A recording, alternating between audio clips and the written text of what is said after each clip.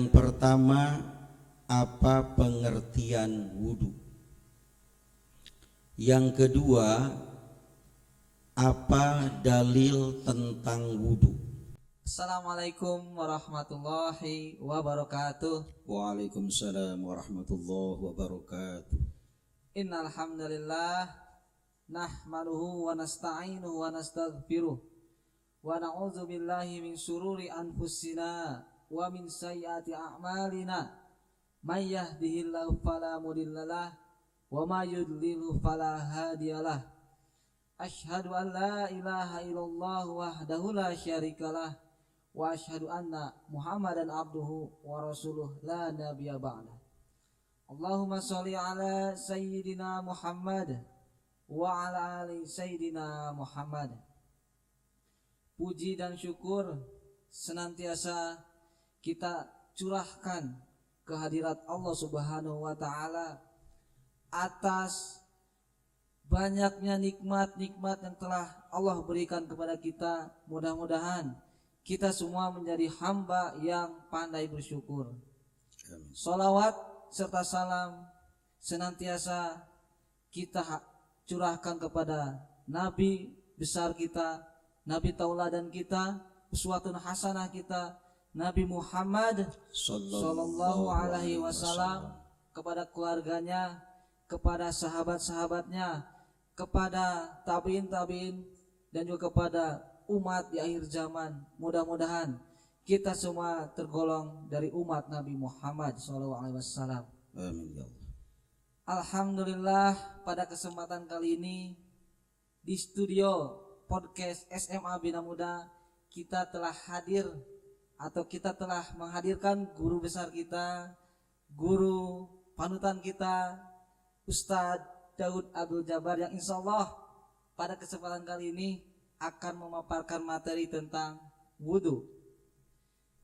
Assalamualaikum Ustaz. Waalaikumsalam warahmatullahi wabarakatuh. Kaifa haluk? Inni bi khair walhamdulillah. Alhamdulillahirabbil alamin. Sedikit informasi tentang beliau. Yang saya tahu bahwa beliau ini sudah mengabdi di SMA Bina Muda sejak tahun 2001 ya Ustaz ya. 2001. Alhamdulillah, berarti Ustaz sudah 20 tahun di sini. Iya. Insyaallah mudah-mudahan apa yang Ustaz diberikan di sekolah ini, sekolah tercinta ini, menjadi amal jariah bagi Ustaz. Amin ya Dan Allah. mudah-mudahan bermanfaat juga buat kita semua. Ustaz, sebelum ke materi, ada hal yang menarik di Ustaz ini, sosok Ustaz Daud ini yang masih terngiang-ngiang oleh saya pribadi dan juga oleh para alumni khususnya. Ada jargon Ustaz. Contoh gini, pemirsa yang baik hati, jargon Ustaz ini memang sudah mendunia, sudah membumi. Contoh misalkan ada siswa nih yang ingin ditegur sholat oleh Ustaz ini, pasti ada jargonnya, jang. Mungkin saya tidak mirip, mungkin Ustaz, gimana Ustaz jargonnya Ustaz? Ya, jang, sholat jang. Nah itu dia yang buat kangen kita semua. Satu lagi Ustaz, kalau misalkan perempuan nih, Neng sholat neng sholat neng. Ya. jang atau neng. Oke. Alhamdulillah Ustaz. Mungkin untuk tidak berlama-lama lagi, saya persilakan kepada Ustaz, guru saya juga, silakan untuk memaparkan materi tentang wudu. Oleh karena itu saya persilakan Ustaz. Terima kasih. Assalamualaikum warahmatullahi wabarakatuh. Waalaikumsalam warahmatullahi wabarakatuh. Hamdan wa syukranillah amma ba'd. Faqala Allah ta'ala fi kitabihil karim wa huwa asdaqul qailin wa biqaulihi yahtadil muhtadun. A'udzu billahi minasy syaithanir rajim. Bismillahirrahmanirrahim.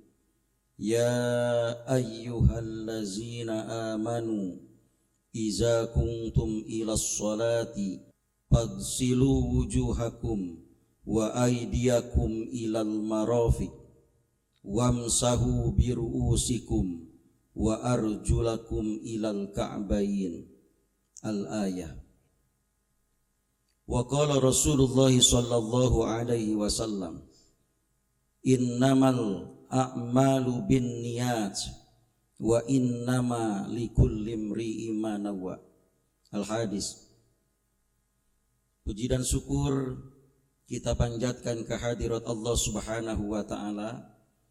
Alhamdulillah atas kudrat dan iradahnya kita bisa berkumpul di tempat yang berbahagia ini dalam acara tausiah di lingkungan Spitas Akademik SMA Bina Muda. Mudah-mudahan kita ada dalam ridho bimbingan Allah Subhanahu wa taala. Amin.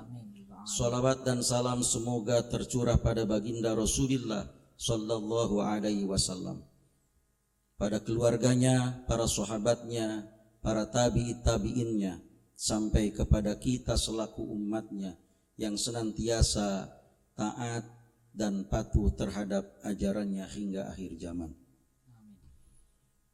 Pemirsa yang dirahmati Allah Subhanahu wa taala, pada kesempatan yang berbahagia ini saya ditugaskan untuk memberikan materi yaitu tentang wudu.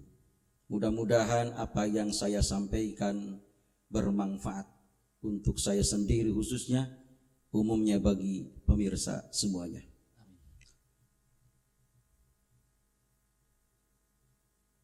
Kalau kita membahas tentang masalah wudu, minimal ada 4 pertanyaan. Yang pertama, apa pengertian wudu? Yang kedua, apa dalil tentang wudu? Dan yang ketiga, apa syarat wudu? Dan yang terakhir adalah apa saja pekerjaan dalam wudu yang hukumnya sunnah dan rukun. Nah, barangkali itu yang perlu saya sampaikan pada kesempatan yang berbahagia ini. Mari kita kepada pertanyaan yang pertama. Apa pengertian wudu? Ya. Pengertian wudu adalah suatu cara untuk menghilangkan hadas kecil. Jadi sekali lagi, jadi pengertian wudu itu sesuatu atau suatu cara untuk menghilangkan hadas kecil. Kita ketahui bahwa hadas itu ada 2. Yang pertama hadas kecil, yang kedua hadas besar. Kalau hadas kecil menghilangkannya dengan wudu, kalau hadas besar menghilangkannya dengan mandi janabah. Ya, itu kira-kira. Kemudian apa dalil tentang wudu?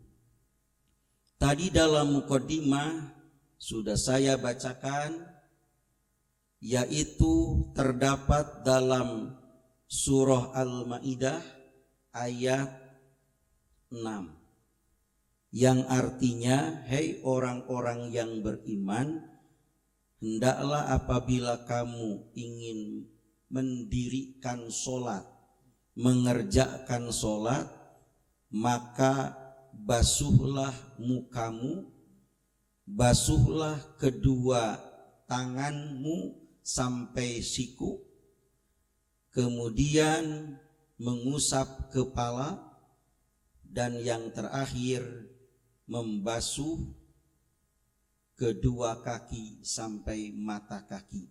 Ayat ini dijadikan dalil atau dasar tentang wudu. Karena apa? Segala pekerjaan ibadah itu harus merujuk kepada aturan Allah dan Rasulnya. Barangkali itu saja untuk sementara yang bisa saya sampaikan. Baik, terima kasih Ustaz. Jadi pengertian wudu itu salah satu cara Ustaz ya. Iya. Berarti Ustaz itu salah satu cara Ustaz ya. Berarti ada cara lain Ustaz ya? Perlu saya sampaikan, kalau salah satu cara untuk menghilangkan hadas berarti ada cara yang lain. Betul. Yaitu dengan cara tayamum. Tayamum. Tapi ada syarat. Syaratnya jika tidak ada air. Oke. Itu Betul. salah satunya itu. Bisa pakai tayamum Ustaz ya. Iya, bisa menggunakan tayamum. Betul. Cuman begini, nanti perlu saya jelaskan, kalau menghilangkan hadas kecil dan besar dengan menggunakan wudu itu prakteknya berbeda. Sedangkan kalau menghilangkan hadas kecil dan besar dengan menggunakan tayamum itu prakteknya sama. Jadi rukunnya ada 2, 3 barangkali. Yang pertama niat, yang kedua mengusap muka, dan yang ketiga mengusap kedua tangan. Jadi sama antara menghilangkan hadas kecil dan hadas besar. Istilahnya kata Sunda, tidak gugulitikan dina taneuh gitu ya gitu. Tidak ya gitu. Terima kasih Ustaz. Oh memang seperti itu ya tayamum Ustaz. Tapi dengan konsep itu Ustaz ya. Iya. Terima kasih. Mungkin Ustaz tadi dilanjut lagi pertanyaan yang ketiga mungkin Ustaz ya. Oke. Baik, saya lanjutkan materinya, yaitu pertanyaan yang ketiga, yaitu apa syarat wudu.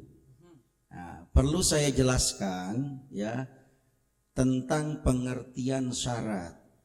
Ya, kadang-kadang kalau orang ditanya apa itu pengertian syarat, ya syarat.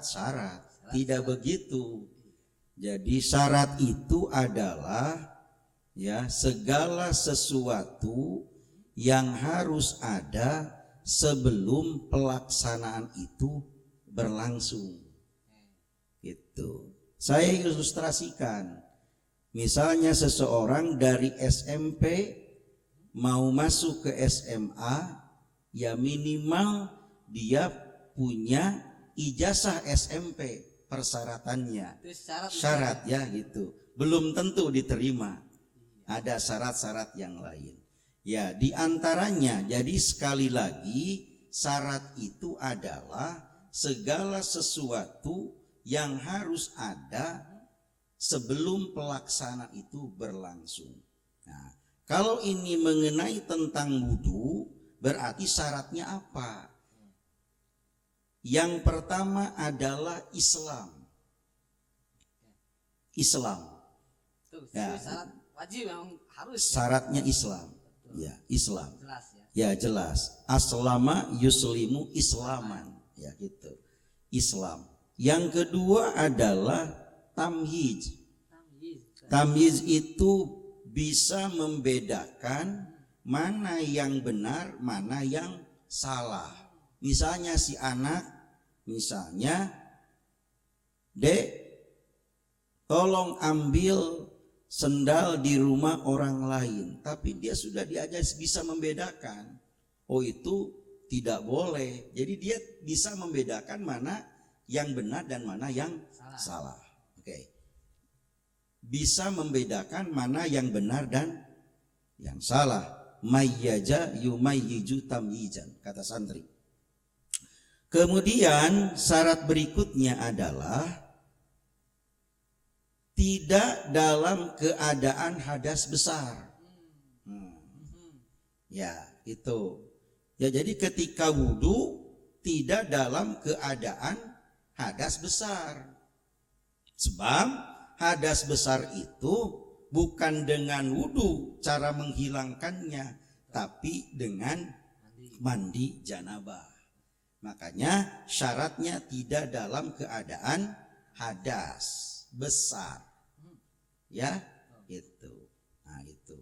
Kemudian yang keempat ya. Yang keempat adalah airnya suci dan mensucikan. Jadi air yang dipakai wudhu itu adalah air suci dan mensucikan. Mana bata minal ardi, kalau tidak salah ya, au nazala minas sama. Jadi air yang keluar dari bumi dan yang turun dari langit. Di antaranya cai hujan, dari susu ya dan sebagainya lah. Ya, itu yang bisa digunakan untuk bersuci. Jadi suci mensucikan. Gitu ya. Dan yang berikutnya adalah mengetahui mana pekerjaan sunat dan mana pekerjaan rukun. Ya, itu syarat ketika kita berwudu. Jadi syarat itu segala sesuatu yang harus ada sebelum pelaksanaan itu berlangsung. Kira-kira ya gitu. Gitu. Pak Aden ya gitu. Bisa dilanjut juga? Bisa. Ya oke. Yang keempat, terakhir, apa pekerjaan? Masuk tadi kan mengetahui pekerjaan sunat dan pekerjaan rukun dalam wudu. Nah, itu. Ya, saya akan mencoba pertanyaan tadi, apa pekerjaan sunat dan apa pekerjaan rukun? Wajib. Nah, gitu. Perlu saya sampaikan, ya, ada istilah wajib, fardu dan rukun. Ini ya. Jadi kalau ibadah selain haji ya, antara wajib, fardu dan rukun itu juga sama. Nah, tapi kalau dalam ibadah haji itu berbeda. Saya keluar dulu dari rel. Ya, itu. Nah, kalau dalam ibadah haji antara wajib dan rukun itu berbeda. Jadi kalau seorang calon haji dia sedang melaksanakan kewajiban haji, kemudian dia melakukan pelanggaran dalam haji, kan dalam haji ada pelanggaran dalam haji. Nah, maka untuk menebus pelanggaran itu bisa ditebus dengan dam. Itu bedanya. Tapi kalau seorang calon haji sedang melakukan rukun haji, kemudian dia melakukan pelanggaran, maka itu tidak bisa ditebus dengan dam. Bagaimana? Hajinya batal dan harus mengulang tahun depan. Begitu, iya, bedanya berat sekali dalam ibadah haji itu, ya, itu. Nah, itu rukun. Sekarang sunnah kembali lagi, ya. Apa pekerjaan sunnah mohon maaf. Apa pekerjaan sunnah dalam wudu? Yang pertama adalah membasuh kedua tangan sampai pergelangan sambil membaca basmalah, bismillahirrahmanirrahim.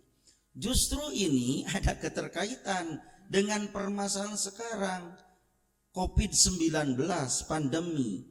Ya, itu pemerintah menggadangkan bahwa kita harus menggunakan hand sanitizer. Islam justru dari dulu sudah memberikan tuntunan menjaga kebersihan itu dengan membasuh kedua tangan sampai pergelangan. Apa fungsinya? Jangan sampai kalau tangan kotor nanti dalam membasuh muka itu airnya bercampur dengan kotoran yang ada tangan kita, akan menjadi penyakit. Atau mungkin ada virus mungkin. Nah, itu yang tidak diinginkan. Nah, itu ya. Itu satu. Yang kedua adalah berkumur. Ini berkumur sangat sangat penting sekali ya itu. Yang dikhawatirkan nanti ketika berkumurnya tidak benar kemudian ada cehil, itu ketika sholat bisa keluar. Orang yang tidak tahu itu akan ditelan dan sholatnya dilangsungkan saja gitu. Nah itu akan membahayakan dan sholatnya batal ya, batal. Tapi tidak setiap yang membatalkan sholat membatalkan wudhu. Tapi kalau yang membatalkan wudhu otomatis sholatnya pun batal. Nah gitu ya. Jadi fungsinya berkumur itu untuk mengeluarkan kotoran yang ada di gerham gigi. Nah itunya. Kemudian yang berikutnya adalah istinsak dan istinsar. Ini jarang orang mendengar kata-kata istinsak dan istinsar. Istinsar Ustaz. Ya istinsak. Istinsak dan istinsar. Apa itu istinsak? Istinsak itu adalah memasukkan air ke dua lubang hidung. Jadi banyak orang dalam wudunya dengan cara begini. Ini sudah tidak sunnati mungkin, ya. Tapi yang sunnah itu adalah kita diketangankan air kemudian diserup ya, apa itu? Dihirup. Kemudian dikeluarkan. Gitu. Nah, istinsak itu memasukkan air ke dua lubang hidung. Nah, dan istinsar adalah mengeluarkan air dari kedua lubang hidung. Maka kata Rasulullah Shallallahu Alaihi Wasallam, barang siapa orang yang melakukan istinsak dan istinsar itu tidak akan sering keterapan penyakit flu, influenza atau pilek. Logis, karena ketika kita banyak berkomunikasi dengan orang atau kita bisa menghirup kebul dan lain sebagainya, kita logis air dimasukkan ke hidung kemudian dikeluarkan, itu untuk mengeluarkan kotoran-kotoran. Betul. Ya. Tapi Ustaz itu, kalau saya pernah Ustaz itu pertama kali itu istilahnya suka nyerang Ustaz di sini. Ya. Itu kalau tidak terbiasa, tapi lama-lama akan menjadi kebiasaan yang baik. Dicoba saja sedikit ya gitu. Dicoba saja nantinya ya. Kemudian yang berikutnya adalah mengusap telinga, juga sunnah. Dan ada satu hal lagi adalah apa? Yaitu menyela-nyela kaki. Nah, menyela-nyela kaki ini hukum asalnya sunnah. Itu sunnah tapi bisa bergeser kepada wajib. Al-hukmu yadurru ma'illatin wujudan wa adaman. Jadi hukum itu berputar pada ilatnya. Ada ilat, ada sebab. Tidak ada ilat, tidak ada sebab. Gimana yang hukumnya sunnah? Yang hukumnya sunnah menyela-nyela itu apabila si air itu disiramkan ke kaki. Disiramkan ke kaki atau kaki itu dimasukkan ke air, ya jelas airnya lebih dari 2 kula. Ya, airnya lebih dari 2 kula. Nah, kemudian si air itu masuk kepada sela-sela kaki. Maka hukum nyela-nyelanya itu adalah sunnah. Tuh. Yang kedua yang hukumnya wajib adalah apabila si air itu disiramkan ke kaki atau kaki itu dimasukkan ke air, ya, maka si air itu tidak masuk kepada sela-sela kaki. Maka hukum nyela-nyelanya itu adalah wajib. Kenapa? Karena kaki merupakan salah satu anggota yang hukumnya rukun atau wajib tercuci. Oke, Ustaz, gitu. Berarti rukunnya. Ya, rukun. Kalau misalkan saya nih ke air, berarti misalkan kalau ada yang kering itu berarti tidak sah juga. Tidak sah. Jadi Ya itu. jatuhnya wajib. Wajib rukun, berarti harus tercuci. Makanya hati-hati dalam wudhu itu. Betul. Ya, harus hati-hati dilakukannya. Jangan tergesa-gesa. Al-azalatu minas syaiton. Nah, jadi tergesa-gesa itu datangnya dari syaitan. Nah, ya, itunya. Kemudian pemirsa yang dirahmati Allah Subhanahu wa taala, berikutnya adalah tentang masalah rukun. Rukun itu tadi syarat sudah. Sekarang rukun. Rukun itu segala sesuatu yang harus ada ketika pelaksanaan itu berlangsung. Itu rukun. Ya. Mana? Yang pertama niat. Dari mana dalilnya niat? Tadi saya bacakan hadisnya di mukaddimah. Innamal a'malu bin niat.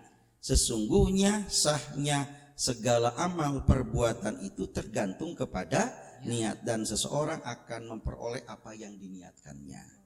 Ya, maka niat itu penting sekali dalam proses ibadah. Ya, itu sahnya ibadah itu tergantung kepada niat. Yang kedua adalah membasuh muka.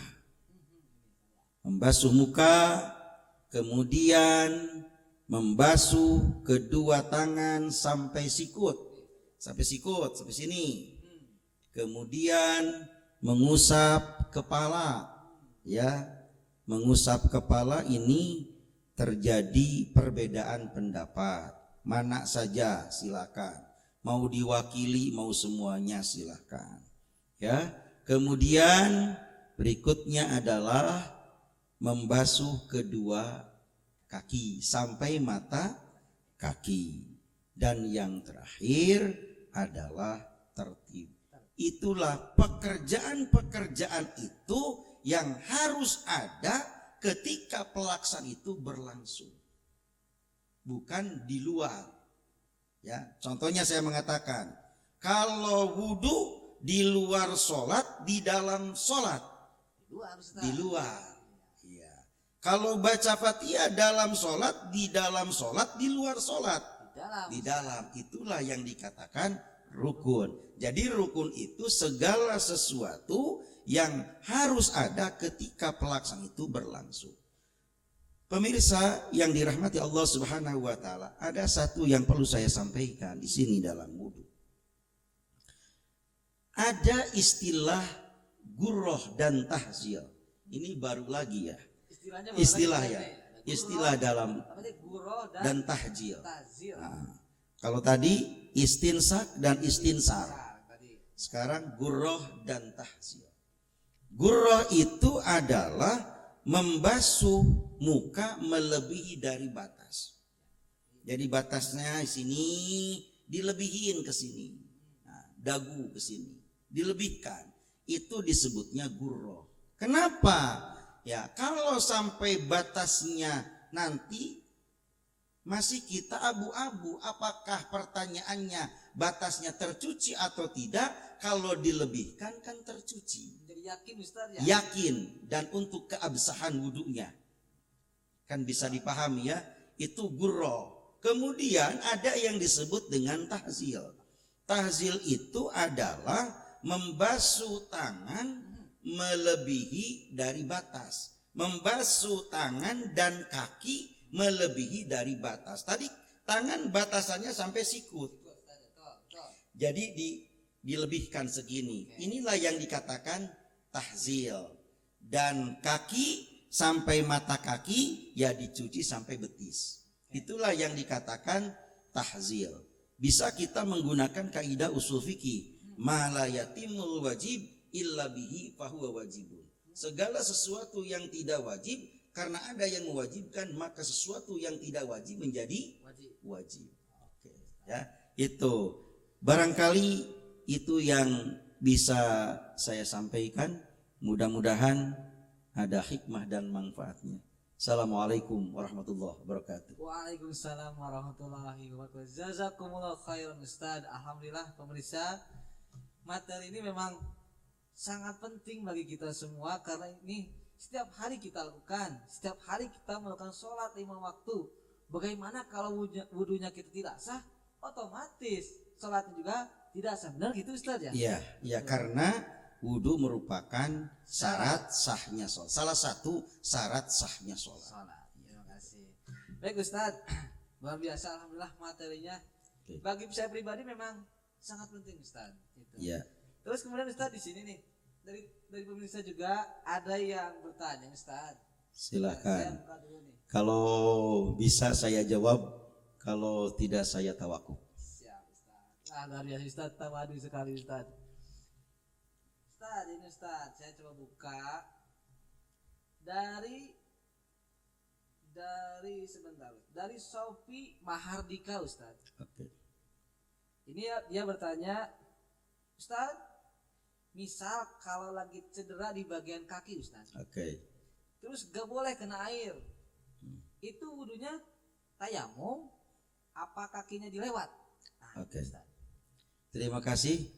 Ini pertanyaan yang sangat bagus ya gitu. Ada dua cara. Yang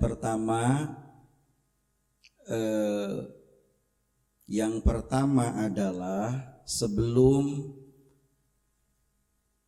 diperban, Ditutup gitu ya. ya sebelum diperban itu lukanya dibersihkan dulu.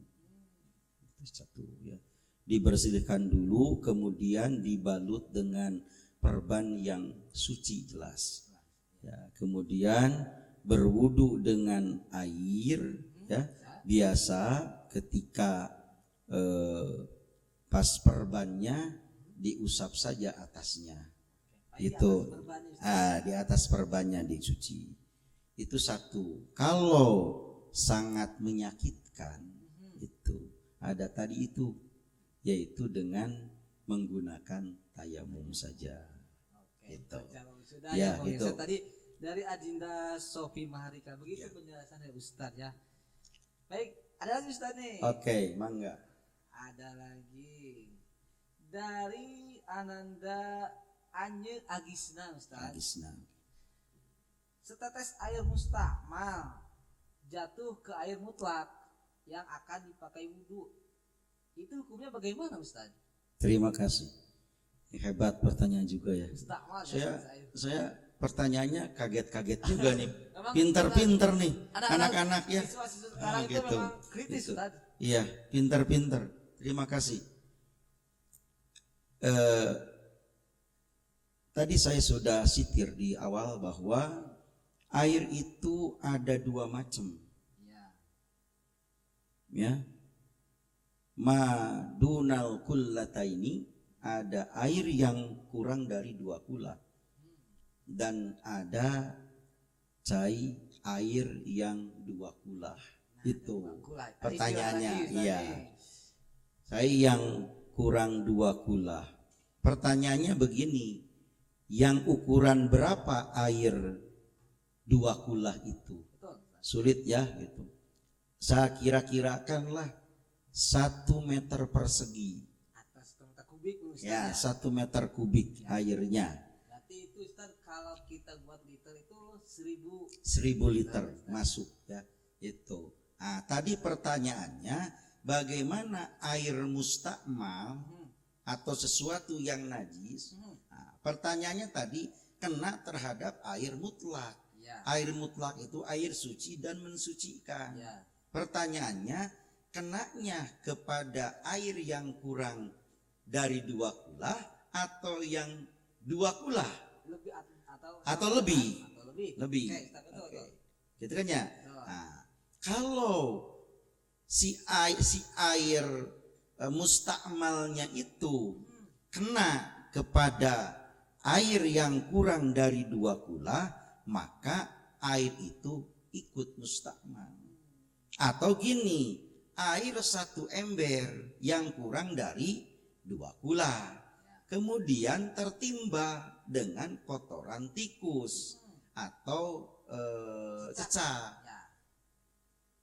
Jatuh ke air itu dan kelihatan oleh kita si kotorannya itu, walaupun airnya bening, maka itu air itu menjadi mutanajis, sebab air yang terkena najis gitu. Tapi kalau misalnya walaupun tidak berubah warna, itu ya tidak berubah warna, tapi kalau air itu 2 kula atau lebih, ketika ketimbang kotoran tikus atau kecepretan dengan air mustakmal, itu tidak najis kecuali berubah warna dan baunya juga.